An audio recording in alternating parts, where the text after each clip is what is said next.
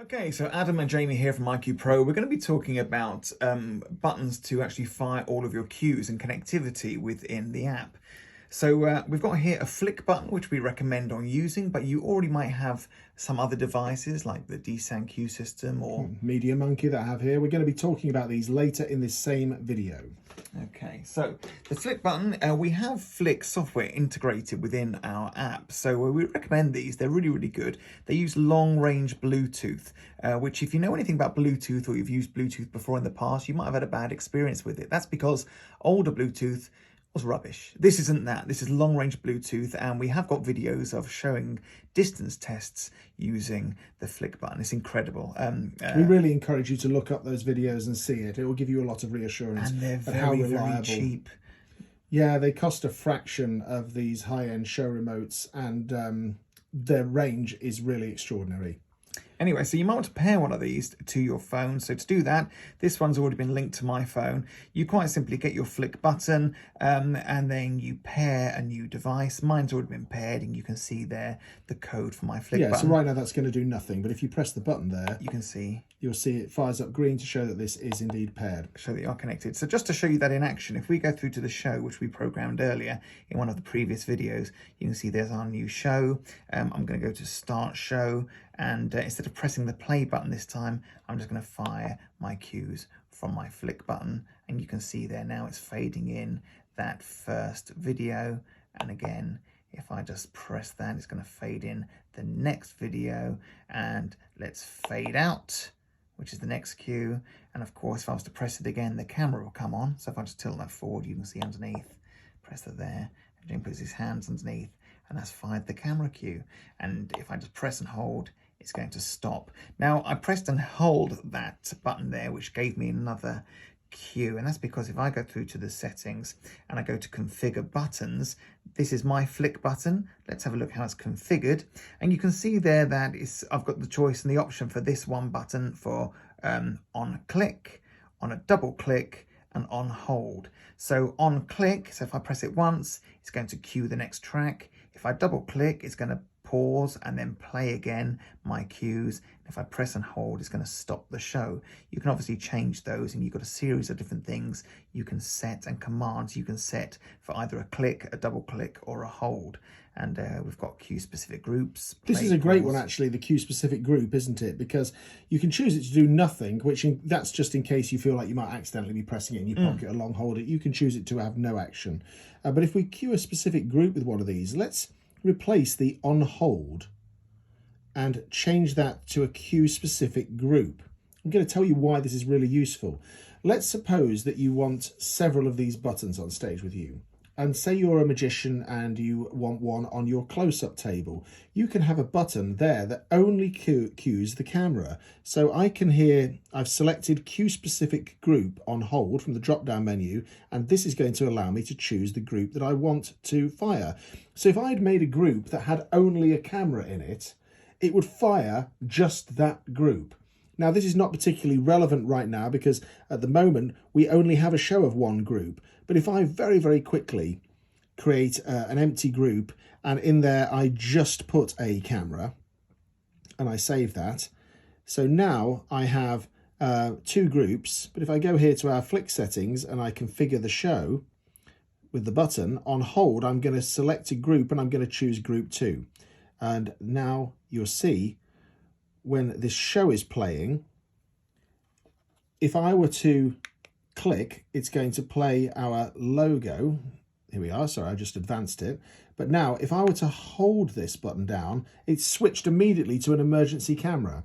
So that's just one example. And this doesn't have to be one button. Like, you could have 7, 8, 10, like any amount of these buttons. As many as you need. Yeah, to fire individual cues. And when you start to think about the possibilities of this, if you are a director and you're having a play and you've got actors that are on stage that want to maybe make a phone ring or make the sound of a doorbell, and they want to be able to make those acting choices, these are so cheap that all of a sudden you can have them in your pocket and cue sound effects or visual effects or, you know, any of those sort of SFX. So that's really useful. Let's talk about more traditional industry standard remote controls.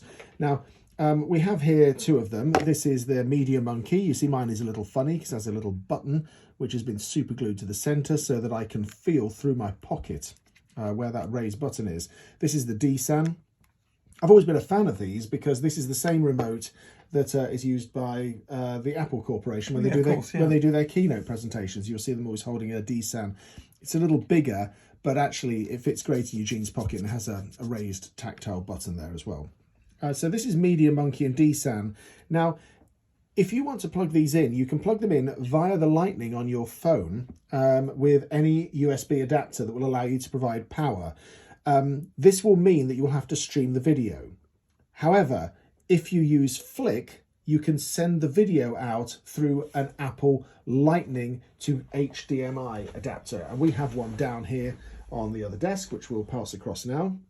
This is an Apple Lightning to HDMI adapter, and this will allow you to power the device and will also allow the HDMI out, and then you can control your show with Flick. Now, say you wanted to use a version of this that supplies Lightning power and USB, you could then plug in a device like a MediaMonkey, which takes a USB into the phone, and then you would have control of it. Or you can use the Flick and you can control the video through an Apple TV. This is an Apple TV 3rd generation. Any of the 3rd generations will work with a peer-to-peer transmission system, which means it doesn't need a separate Wi-Fi. It will actually link directly from the Apple TV to the phone. These things are so simple to use. And here you can have the HDMI come out. It's so easy to carry one of these with you if you wanted to do it this way, and therefore you're completely wireless, because when you have one of these plugged in off stage into the projector, then you can take the HDMI into the projector. What about your sound? Well, you've got two options with the sound. If you want to go wireless, you can send the sound via Bluetooth, but we don't recommend that. iQ Pro, we recommend using a device like this. These are incredibly inexpensive from Amazon. You can buy them. They are HDMI audio extractors. And here you can plug the HDMI source of the Apple TV, which is going to the projector. But rather than sending it directly into the projector, you send it into one of these kind of HDMI scalers and audio extractors. This will allow the HDMI source to go into here, and then the HDMI source will come out, but it will extract the audio and give you a mini jack plug so that you can send that to a DI box that they would have in any theatre. So that is one great way. And lastly, and this is very exciting, if you use an iPad Pro as your main source for iQ Pro, then they are USB-C. So you can have an adapter like this with a USB-C which plugs into your iPad, and then this will give you not only power and USB-Cs through, it will also give you a HDMI out and USBs, so you can plug an unlimited amount of stuff into it. And you'll see in the future some of the things that we are going to be doing with iQ Pro, how useful this technology will be. And also, it's no coincidence that next year it's been announced that a lot of the EU regulations are actually forcing some of the iPhones to have USB-C. So you can see where this story, might change a few times. But at the moment, there is ways to plug in everything just using your phone with any of these combinations. We're more than happy to help you out a little bit with this, and we'll be posting more and more videos and actual videos of these setups in action. But that's just a brief overview of a basic way of controlling it with Flick, with standard industry standard remotes like MediaMonkey, DSAN, and others as well, and also being able to output the audio and video with any of these devices that are very cost effective and readily available on Amazon. One last point, and I really want to make this. This is an Apple authorized HDMI to Lightning. It will be very tempting when you go onto Amazon to try and buy one. You'll see these for what look like £15, £18. Do not buy them. It won't work. The very first thing you're going to do is post on our Facebook page, I'm at a gig and I can't get the video out. And it's because you have a cheap HDMI. So you need an Apple authorized one. And that is just a little video there about everything that I've just said. I don't think I need to repeat myself any further.